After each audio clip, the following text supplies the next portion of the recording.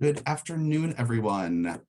We're going to get started in just a minute. We're just letting a few more people in, but thank you all for joining us.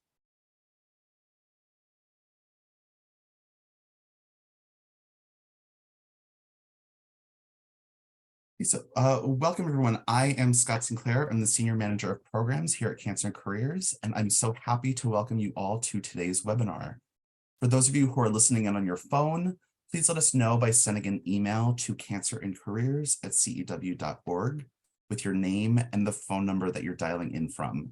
That way that we can confirm your attendance and make sure that you have all of the relevant info and materials following the webinar. Cancer and Careers is a national nonprofit and the only program of its kind solely dedicated to empowering and educating people with cancer to thrive in their work environment. All of the programs and services we offer are provided free of charge. Our comprehensive website, available in both English and Spanish, is the heart of everything that we do. There you can find various support services, including our resume review service and access to career coaches. We also offer a collective diary as a place to share feelings, thoughts, and ideas that may help to inspire and validate other visitors to the site. Our educational blog and newsfeed are both rich resources where those who have been diagnosed, their caregivers, employers, and healthcare professionals can stay current on topics related to work and cancer. Additionally, our publication library provides tangible, easy to digest information on working and looking for work after a cancer diagnosis. Titles are available in both English and Spanish, and they can be ordered or downloaded from our website, again, all free of charge. We also offer a number of free events throughout the year, both hour-long webinars like this one right now, as well as full-day events, and I will be back later to tell you more about those at the end of this presentation. Now, a few things related to accreditation, and for those of you who do not require this info, please bear with me. I'll make this as fast as possible. Today's virtual conference is accredited for CEs by the Association for Social Work Boards, the New York State Education Department's State Board for Social Work, the American Nurses Credentialing Center's Commission on Accreditation, and the California Board of Registered Nursing, as well as accredited for PDCs for HR professionals from SHRM. If you plan on receiving continuing education credits for this program from any of these accrediting bodies, please proceed with the following steps. First, you must log in individually. Participants who listen in on someone else's line will not receive credit. Second, within 2 weeks of this event, you must complete and submit an evaluation and post-test, as well as receive a passing score of 80% or higher on the post-test. The link to the evaluation will be shared at the conclusion of the webinar this afternoon, so please take the time to complete it at that point.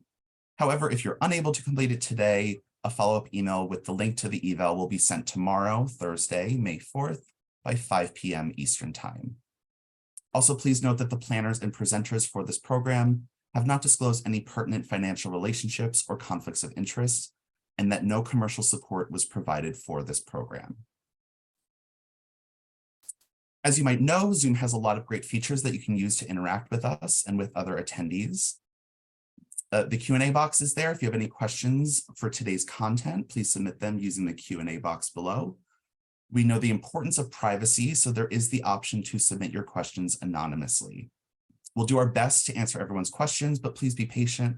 If we don't get to your question today, please send us an email at cancerandcareers@cew.org, and someone will get back to you. You'll also see a chat box in your feature panel. Our goal is to keep you as engaged with the content and presentation as possible. An important thing to note is that the chat box is not private and will show your first and last name. So if that's something to be mindful of when and if you decide to engage in the chats. And again, please put all questions in the Q&A box, not the chat box, as they may be missed. Thanks in part to direct support from Genentech and QVC, Cancer and Careers is able to offer this 9th year of the Balancing Work and Cancer webinar series. This program was created to provide patients and survivors, as well as their care teams and employers, with concise, targeted information about work-related issues that arise after a cancer diagnosis. Additionally, we'd like to recognize Cancer and Careers as year-long sponsors who support all of our core programs and allow us to continue providing all resources and services free of charge. Now, as you know, cancer and cancer-related treatment takes a tremendous physical and mental toll, and it's important that we recognize the potential impact that these changes can have on a person's self-confidence, particularly in the work environment. To help us explore the impact of cancer on self-confidence at work and offer approaches to addressing it, we're delighted to have Dr. Sage Bolte, Chief Philanthropy Officer and President of the Innova Health Foundation, to join us. And Dr. Bolte is the leader in the field of oncology social work. She's also a certified sex therapist, known nationally for her work in sexual health and cancer, and has written or contributed to several peer-reviewed articles and books, including the Oxford textbook, The Handbook for Oncology Social Work. Following the presentation, we'll have time for Q&A, so please drop your questions in the Q&A box. But without further ado, I will hand it over to Sage. Welcome.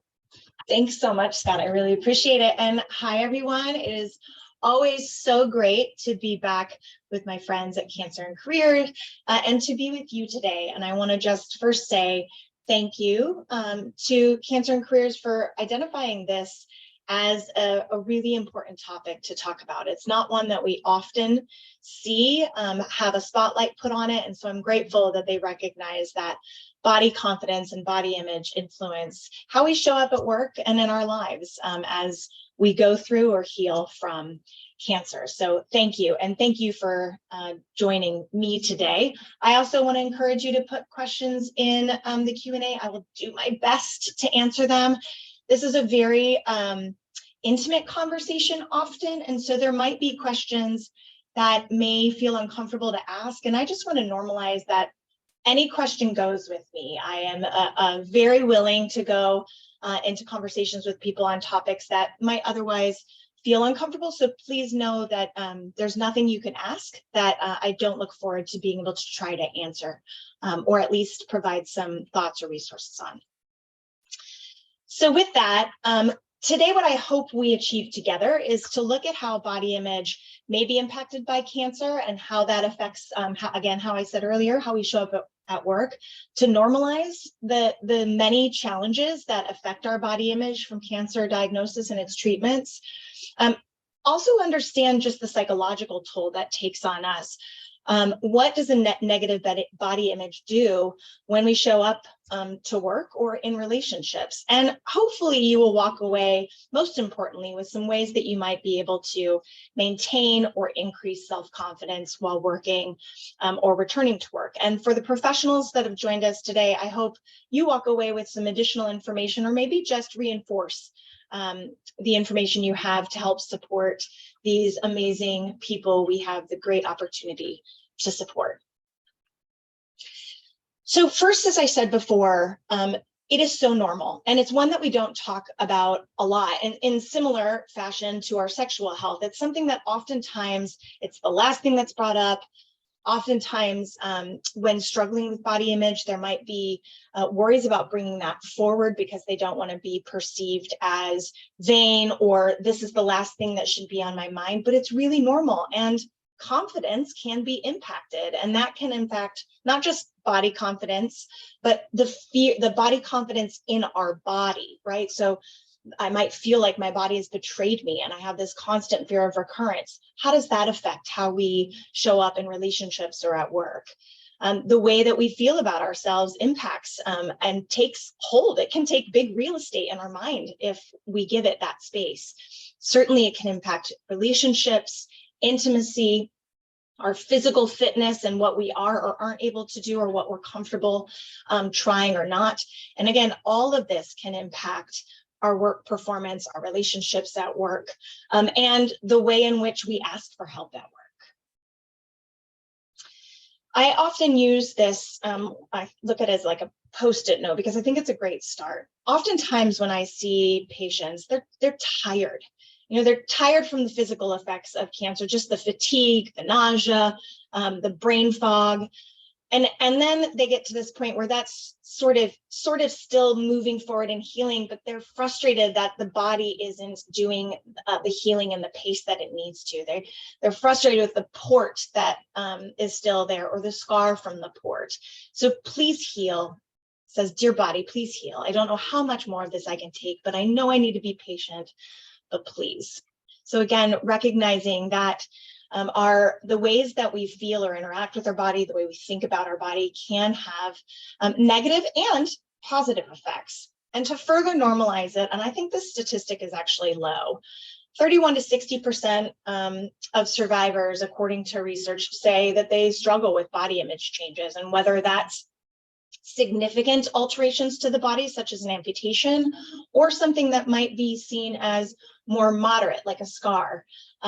People struggle at all stages.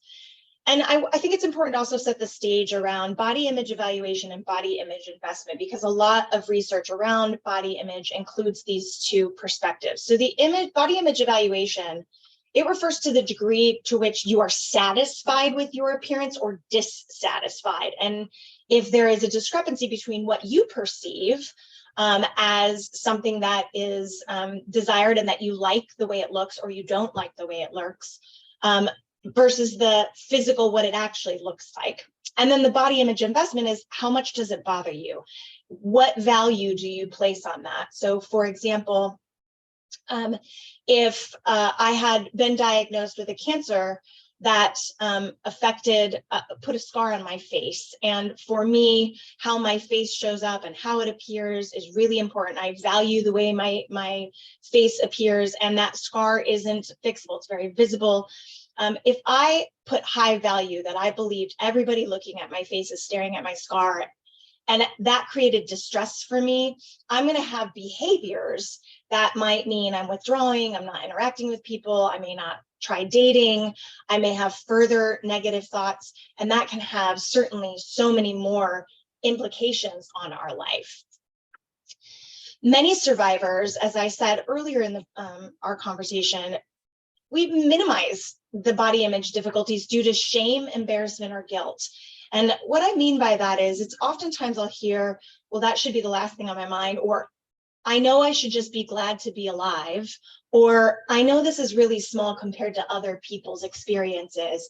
And the more we minimize our own experience, the more that shows up in different ways in different areas of our life. And it can further exacerbate a negative image of ourselves.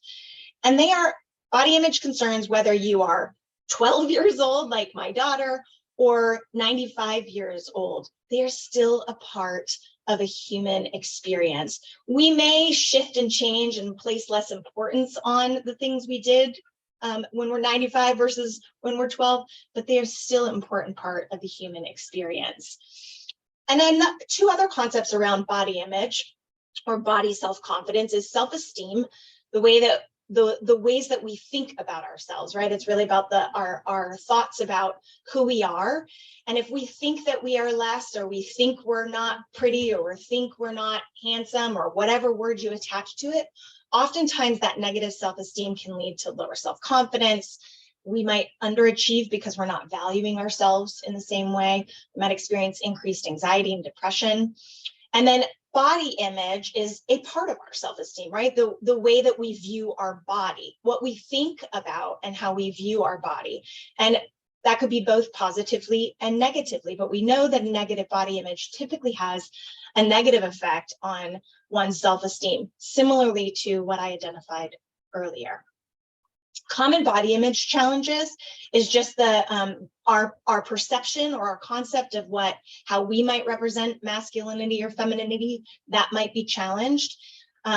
If there's changes in our appearance, from hair loss to weight loss or weight gain, if we have scarring that is visible or not visible, how we manage that. If it's not visible, how do we begin to talk about it in our more intimate relationships? If it is visible, how do we minimize it if we feel uncomfortable about it? And always, when things aren't visible, if there's not a visible scar, you might struggle with, do I or do I not disclose, specifically at work or in relationships? And for those who do have visible impact of cancer, you might still wonder, do I need to disclose or do I not? Can I make up another reason for the scar or for my hair loss? So again, all of these are common challenges that people struggle with when diagnosed with cancer. And I point to the masculinity and femininity because oftentimes body image has been more focused related to someone that identifies as a woman versus someone who identifies as a man. And I want to break that myth. Men and women, non-binary individuals, all struggle with body image challenges. I think before we move forward on what we can do about it, I just want to normalize, and maybe for some of you who are struggling, give you some insight so that you can ask for help.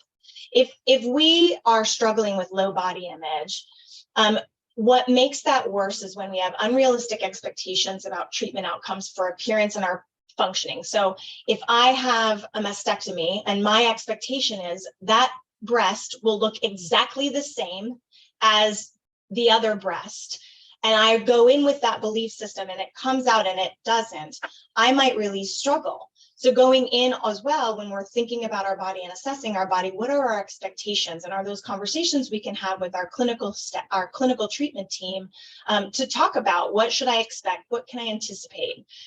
We might notice that we're avoiding viewing ourselves. So people who are really struggling, I've worked with some individuals who keep the lights off after they get out of the shower. They don't unwrap their towel if they're changing in front of a partner or a child. There's constant thinking around how dissatisfied they are with the outcomes of the physical appearance. And that may create preoccupation, constant thinking about it, which distracts from everything else. There might be an avoidance of interactions, work meetings, relationships, and you might have that constant sense of anxiety or depression around specifically how your body looks. All of these are correlated with dysfunctional thoughts, which create maladaptive behaviors and or negative emotions. And I'll give some examples of that shortly. We know that when there is that dysfunctional thinking or preoccupation with our body, that impact doesn't just impact our relationships, our relationship with ourselves or our family, but it can impact our work, whether that's feeling anxious in general, having insecurities about being able to contribute to the workplace, and that may lower our performance. We might withdraw from relationships within the workplace. As I mentioned earlier, you might be wondering, do I disclose or do I not? If you started a job post-cancer treatment, are you feeling self-conscious about something that you're wondering, do I disclose or do I not? I've heard from some that the chemo fog impacts their ability to really function at the same pace they used to for a period of time, and they struggle with, is this something I disclose or not? Because it starts to take a toll on the way they view themselves. If you're living with advanced disease, there certainly are additional complex challenges. The unknown changes to treatment, which can consistently change your appearance. If you gain your hair back and then you lose your hair, if you gain weight or lose weight, all of that adds additional complex challenges, including just the conversation about being on treatment forever. And as we identified in several slides, it can challenge that work-life balance, right? You might find that you're avoiding relationships, or coworkers might actually begin to alter their interactions with you, and not for any reason around your appearance, but for not necessarily knowing what to say or what questions to ask or how to support you, but it might be interpreted as something related to your the way that you look. All right. Now that we've laid the groundwork, this is normal, that many people struggle. Some people struggle a lot. Some people struggle a little. What can you do about it? First and foremost, as you're thinking about how am I going to disclose, am I not going to disclose? How do I talk about this at work? How do I not talk about this at work? Both are okay. First and foremost, you need to get comfortable with your own story. And that includes identifying and recognizing that cancer is a loss, even though there may be so many things that are gained from your experience, whether that's friendships that have grown, relationships that have evolved, lessons learned. It is a loss. it wasn't anticipated, expected, and you certainly didn't ask for it. And it changes your world for you and your family. And if we don't give space to recognize that, to grieve the loss of hair, to grieve the loss of a breast or a scar or the body confidence that we had before, and we just try to push it away, it's going to find its way up. It's going to bubble up. So recognize and give space for that. That doesn't mean spend years or months necessarily, but it does mean allow and give permission for you to experience sadness or loss around what has changed. Also, being able to understand your diagnosis, the consequences of treatment, and any risks for your future, build your own confidence in being able to answer those questions, because people do find ways to ask questions that sometimes we think, wow, I don't know that I would have asked somebody that very intimate question. And finding your own voice in that, such as, you know what, I really appreciate your interest in how I'm feeling and doing, but when I'm at work, it is my place to escape from cancer. You can role play with a friend to get comfortable telling your story, and think about what are the barriers. What are the barriers to you sharing? What are the barriers for you saying I'm not interested in talking about that? And also thinking, can you disclose your story in different ways with coworkers than you might with someone who you're interested in or dating? And also that there's no right or wrong way. There's no perfect time to tell. There's no reason why you need to tell right away. Everybody finds their own pace and space and place. Also, you know, sometimes I just will ask clients to put themselves in the other person's shoes. How would you react? What would you want to know? And maybe what you would not want to know initially, so that you can also anticipate what someone might or might not ask you. We know that one of the things that can influence the way we think and feel about ourselves is also the people around us can contribute to that. Not that people have control over how we feel, but they certainly can influence that. So if you have people in your life, and that includes in your work environment, who when you walk in a room, you feel like you are sucked dry, or they are requiring more from you, and it doesn't feel like it's an equal give and take. And that doesn't mean a boss asking you to get some work done. I mean relationally. It may be a really good opportunity to reevaluate those relationships, because the things that you have the opportunity to think about after a cancer diagnosis, and the platform or the card you can use is lessons learned through this. And can you use the experience of cancer to get out of some of those toxic relationships? Because what you want is goodness and health and positivity and people that lift you up around you.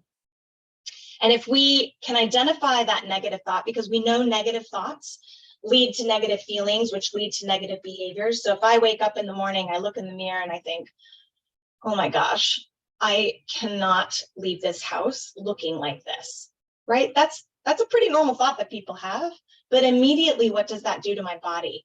It may create a sense of anxiety. Like I immediately go to all the people that I'm going to be interacting with that day, and I can't imagine interacting with them. And then my behavior might be actually more harmful, which may be either spending an exorbitant amount of time on correcting what I see as bad, or doing the opposite and just avoiding going to the office, staying under the covers, keeping my lights out. And now I haven't helped myself either. So remembering that you have control over catching that first thought. We can't always catch the first negative thought, but when we can catch the one that we can recognize and then switch it to something else. So if I wake up and the first thought is, oh, I can't believe I look like this, I can't go out anywhere, and I catch that and I recognize it's making me feel bad, the other thought I can give it is, you know what, I do look different. And I also have the ability to put positive things in my life that help me lift up. I know that I'm loved beyond whether I'm wearing makeup or not. Giving myself something that doesn't sound crazy, like, oh, you're a goddess, Sage, you go rock the world, because I wouldn't believe that. I've got to give myself something that is positive that I can latch on to. And if you're still struggling, ask yourself, what things do I have control over? You have control, not always, because you have to catch that thought, but how you think and feel. That is your first step. What are some ways that you don't feel attractive? And are there some ways you can minimize that and maximize other qualities? For example, if there's something you're self-conscious about, but you feel really good about your smile or the way your eyes light up when you're happy, can you enhance that? Can you draw the attention to your eyes or your mouth? Additionally, I just want to normalize, if there's something that you feel stuck on that you think could be cosmetically altered, there is no shame in asking a plastic surgeon or an esthetician if it could. Also asking yourself, what is it that you feel less confident in? And then, is there something that you feel very confident in? And can you shift your focus to that? So I may not feel confident when in my weight, but I feel very confident in my ability to deliver a great presentation. And although they are not related, they absolutely influence the way I feel. And can I focus on what I do feel confident in? And then focusing on where you can excel at work. Where can you shine? And what can you feel positive about at work? As I mentioned earlier, if we can identify the negative thought and offer it a counter thought, and then follow it with a positive behavior, we might have a chance to slowly start chipping away at those automatic negative thoughts. So for example, if my first thought is, I will never look the same, that's probably a factual statement for many people.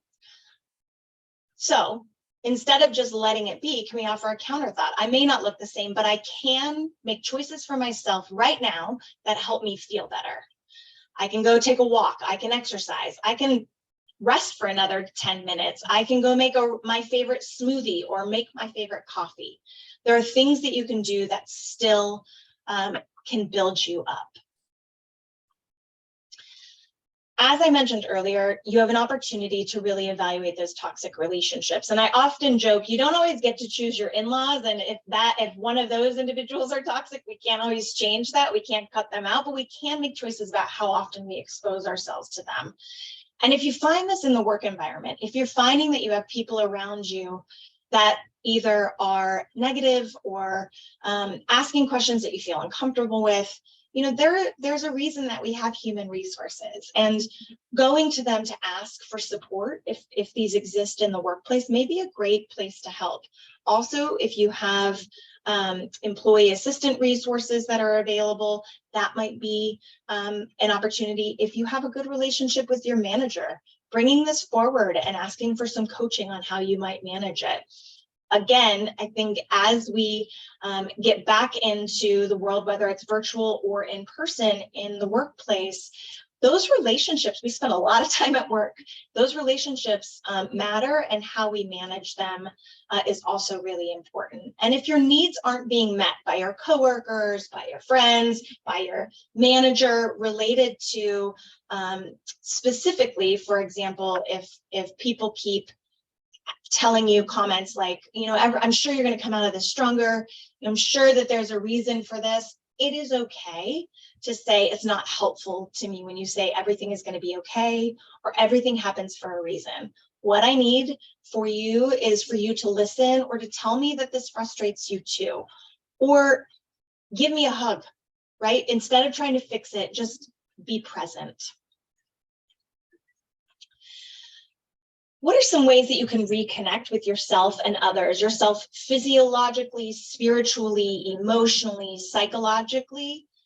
One, the reality is that as you go through cancer treatment, whether you are on chronic treatment or whether your treatment has ended, as treatments continue, it's not uncommon for your limitations to change, right? Maybe 3 days after chemo, you're just done for the count. A week later, you have more energy and can take on more. Supporting your new limitations and your new abilities is really important, both physiologically and psychologically. Give permission to yourself for them to be fluid and changing, that they're not always going to be the same, that not every day is going to look the same. And most importantly, when it comes to the workplace, communicate this to your team. I'm going to have really good days, and I'm going to have days where I'm going to need to take it slower. And I commit to communicating that to you. If you don't have an environment that's supportive of that, again, it might be an opportunity to talk to your HR team member to get some support. Are there people at work that you really can be honest with and share concerns, or maybe go to when you're struggling with something and they can either lift you up or problem solve with you? Are you taking time out to just reconnect with yourself, taking a break from the stressors around you and thinking about what are the things that continue to give to your body? And again, that could be exercise. It could be getting a manicure or pedicure. It could be sitting in prayer and meditating. Talking with others can be incredibly helpful. So is there a support group that you could attend to talk about the common concerns? Many, many times in the support groups I facilitated, the issue of body image came up, and it was very normalizing and supportive for that group to talk about. The only caveat I would say with support groups, and this is just a professional and personal bias, is if you're looking for a support group and to support you, if you're struggling with depression or anxiety, really look for a support group that is professionally facilitated. If it is just peer facilitated, those can be just fine. They also, though, if there's not a professional in the room, might provide some information that could create some more angst for you, and may not, but keep that in mind. If, again, you're struggling with some of the long-term concerns or ongoing issues, make an appointment with a therapist, with your medical oncologist, with a plastic surgeon, and talk about the concerns you have. See if they might have some solutions that would help you build your confidence back up, and or adjust your expectations so that you stop beating yourself up over, I haven't yet, or I'm not. And if you find that you're pulling away, not wanting to be around friends, not responding to text messages, not wanting to check emails, not wanting to listen to voicemails, not wanting to be in a mirror or be in a public place, not wanting to be seen by people, I would really encourage you to consider being evaluated for depression. And that can be done certainly initially by your primary care physician, or perhaps in your medical oncology team if they have a screening tool. But seeing a certified therapist, whether that's a licensed clinical social worker or an LPC or otherwise, I would really encourage you to seek out support. What are some other techniques you can use for strengthening confidence?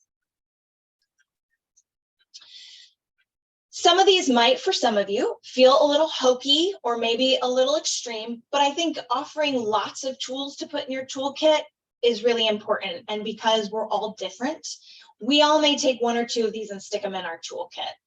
One of the ones I like, I tend to use a lot, even for myself, is when I'm struggling. Find 3 things every morning that you like about yourself. So this is a mirror exercise. You're looking in the mirror and you're going to find 3 things that you like about yourself. It could be your smile, your eyes, the shape of your neck. It can be anything, but it is physical specifically. If you struggle with finding anything physical that you like, start with your personality or other things you bring. And initially, you want to do that looking in the mirror, dressed like you were going to work or to an event. And ultimately, the goal would be that you can look in the mirror and be naked, like getting out of a shower or bath, and find 3 things that you like about yourself. Because oftentimes that is when we are at our most vulnerable and when we have the most negative thoughts. And so giving yourself those positives, loving and being gentle and kind with yourself is really important. Practicing affirmations. You can put sticky notes on your mirrors or on your phone to pop up and remind you a couple times a day. Something like, I accept my body and I will do everything I can to love and help it heal. Or my body supports my healing process. Or ask for others. Ask your friends to send you positive affirmations, specifically that are related to your body. And also, just as important as knowing your story and knowing how to communicate your story, get to know your body. As we just mentioned, it may change over time, right? The things that your body feels or is capable of doing may change with time, but get to know your body. When are you feeling at your best? When are you feeling at either your lowest or your most fatigued? And play to that. Know your body so that you can show up your best self in whatever environment you're in. For some, learning to laugh at some of the changes can be incredibly healing. This is not for everyone, but laughter is really healing, and oftentimes people find it very attractive. I am not saying to use it as a way to deflect or degrade yourself, or make fun of something so that everybody else's mood is lighter. This truly can be something that, like, can you believe how when hair falls out, it comes in at this, you know, this curly, the curly hair I've always wanted, or I've heard that when my hair grows back, I'm going to have a different color. I've been paying money for that all these years, right? Whatever that might be, it's not to degrade yourself at all. Humor can be just a healing opportunity. We've mentioned surrounding yourself with positive people. And then also, sometimes I think we get so fixated on our physical appearance that we think that's the only thing people see or respond to. And I want you to think about your past relationships, whether they were intimate relationships or just work relationships. The majority of them, probably 99%, other than when you were a teenager, were not based solely on how you look, right? They're based on your personality, your values, your integrity, how you show up. And it's important that we focus on that as well. Doing reality checks with yourself. Is this message really true? And again, you may be in a place where you think it is really true. If your belief is, I am ugly, that may be your belief. But could you ask someone else who you trust to have a conversation with you to validate or invalidate that? The other reality is, if I'm saying I am ugly, I think there's probably a kinder way I could say that to myself. So can I say, instead of just generally, like, I am not happy with this port scar and I don't like the way it makes me feel?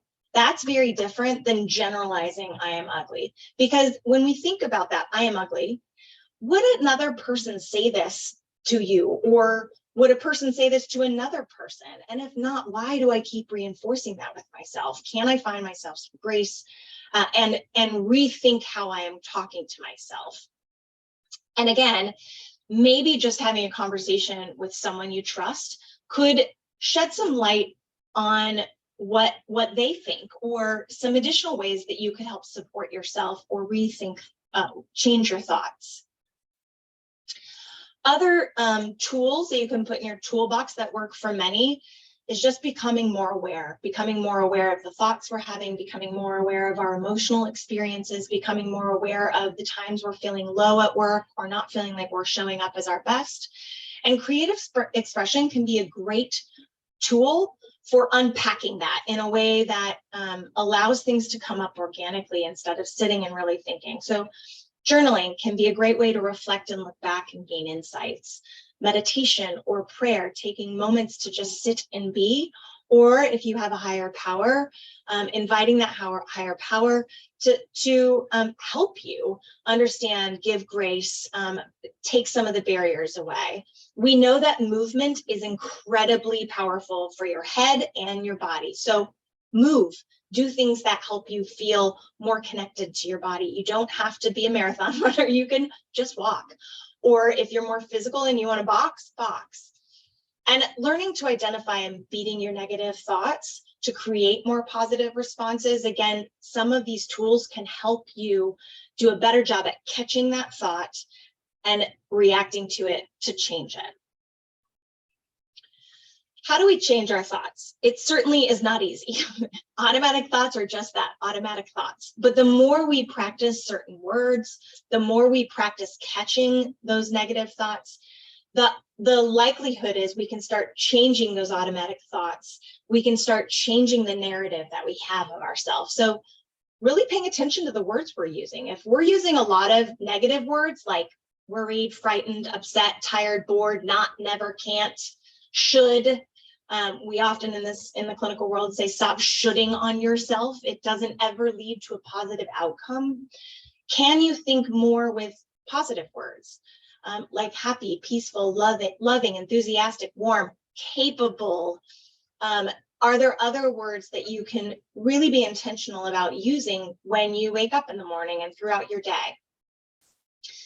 I shouldn't use the word don't. I should make a suggestion, but I really feel like don't.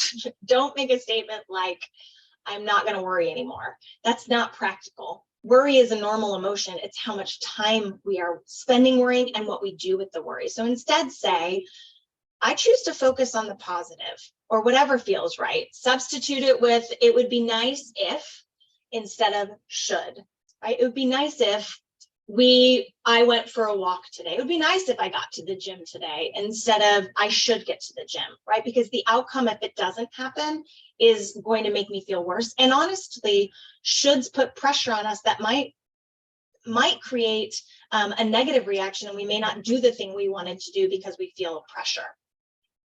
I would encourage you to use present tense. Instead of I want to be healthy, I am healthy. I am well. I am healing. I am happy. I have a good job, as if the condition already exists. And this may be hard for some, but even setting that intention, even if you don't feel healthy, can you set it as an intention? Can you see yourself as healthy? Can you put yourself in what healthy would look like, or happy, or enjoying your job? And as you do that, use the I statements, the me, or using your own name. And another example of when you put something and then you counter it. Again, it's not over the top, I'm ugly to I'm a goddess. But if you have a thought of I'm not worth anything anymore, can you just add I'm a valuable person? And maybe you need somebody to send you that positive thought if you're in a low place. I've never accomplished anything to I've accomplished many things. And even that idea of accomplishment, right? Are we looking because I've achieved a PhD, or I learned how to write, which is a really hard thing to do. I learned how to type. Sometimes we minimize our accomplishments. So again, thinking about what negative thought and what positive thought you can offer. I learned this from one of my colleagues, and I've stolen it from her ever since, and I use it with clients all the time, is having your to-do list. I did this myself, and I find it really helpful. And there's a few things you can keep. You can keep it in your purse, or on your desk, or on your mirror, or in your nightstand. But sit down and write at least 5 of your strengths. Are you honest? Are you persistent? Are you friendly? Write 5 things that you admire about yourself. Like, you've done a really good job raising great children. You have good work ethic. You have a valued spiritual life. What are the 5 greatest achievements in your life so far? And that could be recovering from a serious illness. It could be, again, learning something like using a computer. At least 20 accomplishments. And these are the simple ones, like learning to floss my teeth, tying my shoes, looking someone in the eye and having a hard conversation. Write down 20 of those. Can you write down 5 ways that you can treat or reward yourself that don't include food and don't cost you anything? Oftentimes when we think about rewarding ourselves, we think, oh, I can go get that extra ice cream, or I can go get that outfit I've wanted.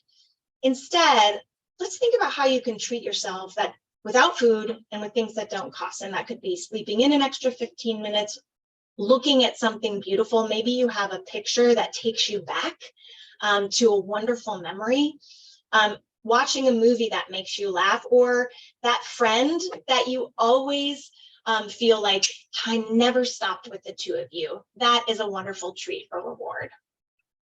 Can you think about 5 things that make you laugh? And I'll give you an example. I have preloaded on my YouTube a couple of short videos that when I am feeling frustrated, I'm raising 2 teenagers, so it happens often. When I am feeling frustrated, laughter is such a great way to change my mood and allow me to show up for my kids when I need to be a good parent and not get frustrated. So one of them is, as silly as this seems, babies for me, when they laugh, like that giggle that they get, I can't help but start laughing. So what is it that makes you laugh? And can you think about those things and have them available for you? We also know that giving and doing for others is incredibly life-giving. So what are 5 things you could do to help someone? Do you have an aging neighbor that you could just pick up their mail for them every once in a while to help them? Are there 5 things that make you feel good about yourself? And this could be dressing nice just because, putting on that favorite lipstick just because, wearing that sport coat just because, praying or listening to music that makes you feel good about yourself, brings you back to times that you're really well connected to. So helpful. Now, this one, it was more challenging for me. And I find this is hard for a lot of people. The initial assignment was set a timer for 10 minutes, and I found that to be really hard to start with. So here is what I would suggest. Set a timer for 5 minutes, or note the time on your watch or clock. Write your name across the top of a paper, and then I want you to write everything positive and good you can think about yourself. Include special attributes, talents, achievements. This is just for you. There's no judgment. No one else is reading. You're not going to share about it. This is like your brag page. And we don't do it enough, right? We're taught to be humble. We want to raise other people for it. As a leader, I always want to praise the people that are part of my team. But once in a while, we need to go back and really think about, gosh, look at all I've done. Look at who I've become. Look at the kids I've raised. Look at the lives I've impacted, and fold it up and keep it in a safe place to read over and over again. And if you're having a really good day, maybe set that timer for 10 minutes and try it again. I think doing this exercise every year is a great opportunity because it gives you a time to reflect. And lastly, before we open to questions, what does the research say? It says, we know that therapy works for changing the way we think. And so cognitive behavioral therapy interventions, whether it's seeing a therapist and learning the techniques and then continuing them on your own, whether it's having some of those fine-tuning sessions with a therapist, might be some books that help, again, reiterate those cognitive behavioral interventions, the identifying a negative thought, recognizing how it impacts the way we feel, and how it affects our behaviors, and changing and reframing is really helpful. We know there are other psychological interventions that can help, including if you're struggling with your sexual self, psychosexual therapy that can help you get reconnected to your sexual self. If you want to find other modalities of expressive supportive therapy, like we talked about journaling, going to a support group, there are other things that you can do that we've mentioned earlier that can be helpful. Education. Look for information. Information is so important, and how you get information is also important. Would you rather it be in a lecture? Would you like to read it? Do you want to meet one-on-one with someone to learn about how cosmetics can improve appearance? We also know that just doing the things like pedicures, hairdressing, makeup, exercise, focusing on that lotion that makes you feel really good, that those treatment regimens, beauty treatment regimens for all genders can really make a difference, again, just on how we feel about what we're doing to nurture ourselves. And certainly those sensate focused or physical fitness interventions, when we feel better in our body, we show up in a different way. Even something as simple, if you are sitting at a computer right now, and you can stand up. If I stand up, the camera will lose me. One of the best ways, if you're feeling low or unconfident, if you can't stand up and do what I call the Wonder Woman pose, or the superhero pose, stand up, put your arms, I can sort of do it like this, put your arms on your hips and put your chest out, right, like you're really proud, and keep your feet, ground them into the floor, make them feel sturdy and strong. And I want you just to say, I got this. I am capable. I can do hard things. And thinking about just that, grounding yourself with your feet, sticking your chest out, it physiologically, it shifts how you show up. It can shift things in your body. And it is such a simple technique and tool. I wish we taught all toddlers this technique. So I would challenge you to use that as you go along in your day. If you're struggling, it also, again, if you're noticing that you're slumping, go back to what we know, sitting up. Strength training and core strength can also help with just better posture, and posture matters when we're feeling not confident. So lastly, in summary, cognitive behavioral, changing the way we think, can be important. Remember that you're in charge of yourself. You can be more in control of your thoughts, your environment, and your body. Being patient and giving yourself grace. Seek out help, ask for help, and then allow time to adjust. It takes time to adapt, so treat yourself with compassion and kindness. And I finish with what I think is really important, in addition to talking with others, remain active, whatever that looks like for you. Being willing to ask your providers, are there medical or non-medical interventions? Can you identify your goals and your struggles with your healthcare team so they can, again, support you through what's possible and what's not?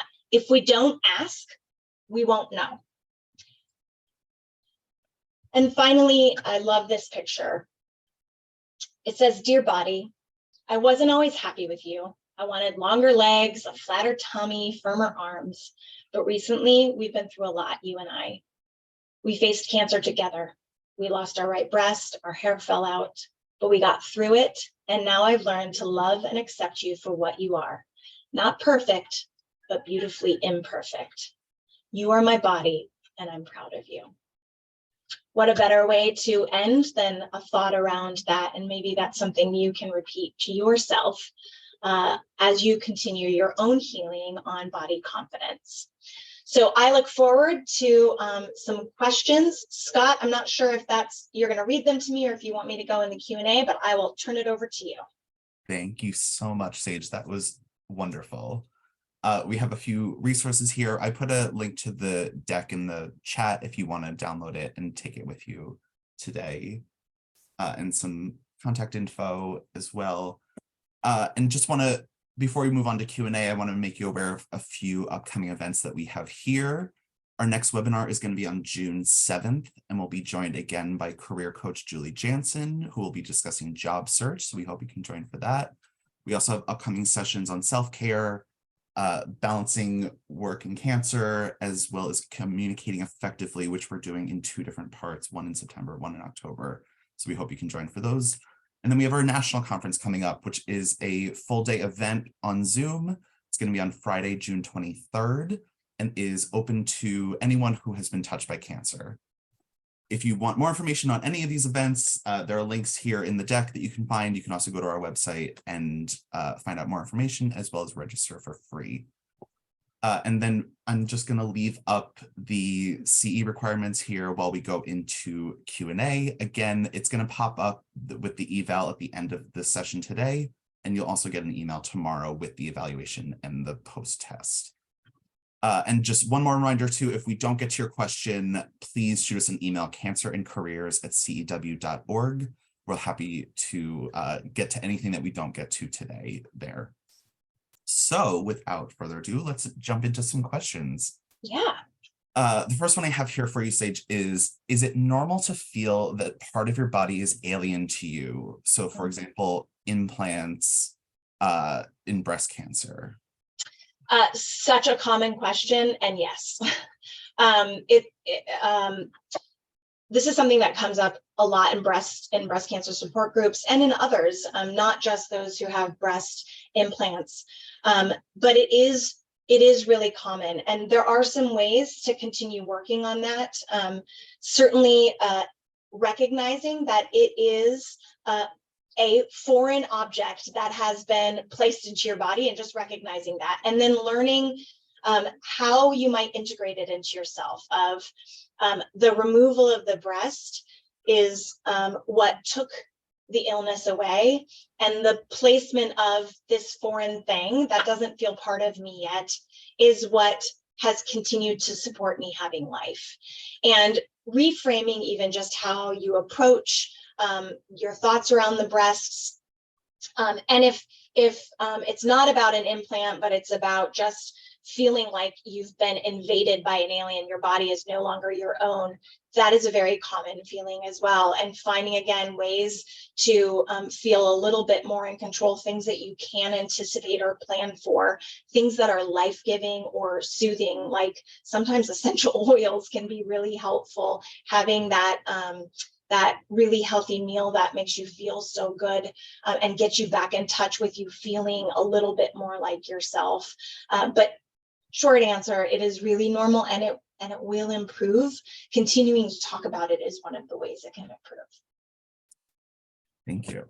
The next one we have here, can you speak a little about trouble with the image of brain due to cognitive changes?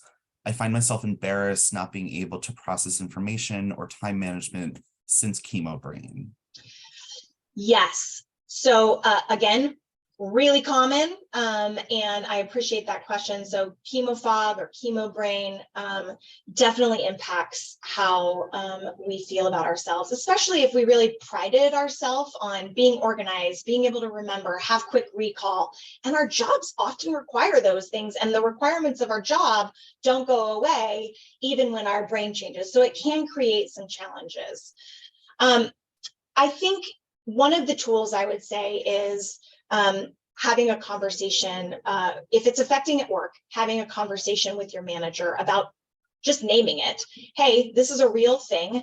It happens. And actually, Cancer and Careers has some great tools around talking about topics like this with your managers, but have a conversation about what it is and recognizing it and what you need to do to adapt. And maybe that, again, means in the morning, you're clearer, and that's when you're going to work on certain projects that require focus. In the afternoon, you're going to do kind of the mindless emails because you can do that with the fog. Talking to a therapist as well, or even a neuropsychiatrist or psychologist, can also teach you some skills of some basic tracking skills. You might need to develop a different system of remembering than you had in the past, just as your brain heals. And so finding repetition or using your device to help you remember things in ways that works for you would be important. And then if it's affecting your relationships, having an honest conversation about it of, for example, I work a lot with young adults, and many of them say, I'm worried about chemo brain and the way it will affect me dating, because I may not remember what that person told me in the last date. So I will often say, name that. There may be things you tell me that I'm going to ask you again about, and it's not because I don't care or that I'm not listening, but my short-term memory has been impacted. It will improve.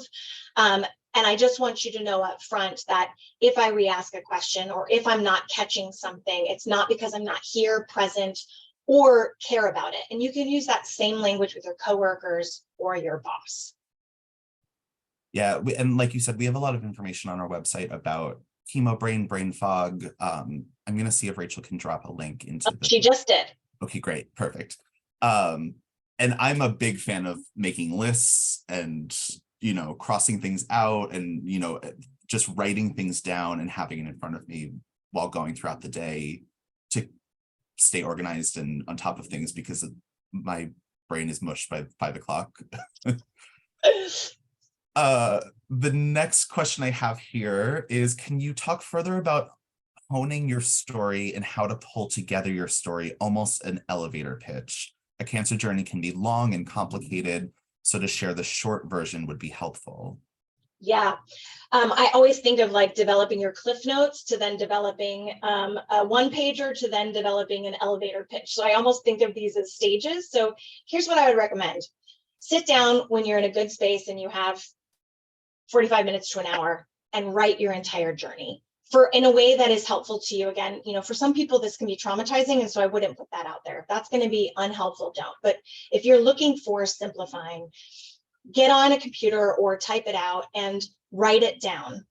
Then walk away from it and don't look at it for a little while, maybe a few days. Then go back and look at how you started each paragraph or each sentence, and maybe take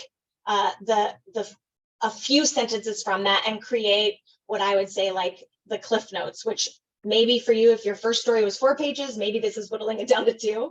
And then take that and take the major themes that you see and put it into a 1-pager, and then take that and put it into the elevator pitch. So for example, what I often hear people incorporate into their elevator pitch is that they were diagnosed, what they were diagnosed with, that they did these treatments. You don't have to tell them every single one, but I did chemotherapy and radiation. That it's still a journey for me, and I have follow-ups every 3 months, and I'm scanned every 3 months. And I struggle with, memory at times, or I gained confidence in this, right? Can you share something that you learned, something that is still a struggle? And then wrap it up how you want it wrapped. Like, I really like to leave talking about cancer kind of at home, not at work, or, if you have more questions in the future, I'd be happy to answer them. Or again, you end it with, it's been a journey, one I didn't ask for, and I will continue to live every day to the fullest because of it. You can just kind of wrap it up. So again, trying to make it true to your story without being dismissive. You are right. There are so many twists and turns in cancer, and there are so many lessons learned and things we wish we wouldn't have done, or things we wish we could have avoided, that if really left to our own ability to share the story, we could share. But keeping it very simple. And again, it depends on I'll often say develop your work pitch and then your dating pitch, which are kind of two different pitches. For the dating one, it's what do they need to know, right? And what they need to know is, are you still in treatment? Are you cured? Are there any long-term effects that could impact the relationship, such as fertility? And so that information is shared in a way that other questions can be asked. We could do a whole, I bet Cancer and Careers have, on like telling your story. But that's where I would start. Maybe we'll bring you back next year and we can. Okay. We're almost out of time, so this is going to be our last question. Again, if we couldn't get to your question today, please shoot us an email, cancerandcareers@cew.org, or if you think of something tonight, tomorrow, next week, we're always available for one-on-one support there. So our final question here is, how do you feel about dialectal behavior therapy, or DBT, as an approach to help build confidence?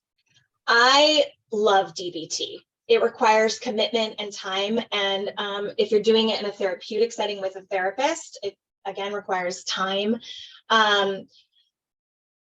But I think it is an incredible approach. It really leans in on mindfulness. It really leans in on understanding our own physical reactions and where we get in our own way, how we get triggered by other things. DBT is a great tool and resource. There are great books out there on DBT approaches that you can use, but certainly is a fantastic tool in your healing journey from cancer. And again, taking back some of the negative and taking back control over how you react or respond to the changes your body has experienced, or to the comments, sometimes stupid comments people make. So DBT is a great therapeutic tool for many. Well, Sage, thank you so much. And thank you all for joining us today. We hope to see you again soon. And again, if we didn't get to your question, cancerandcareers@cew.org is our email. It's checked throughout the day, and we'll be happy to get you the support that you need. So thank you so much.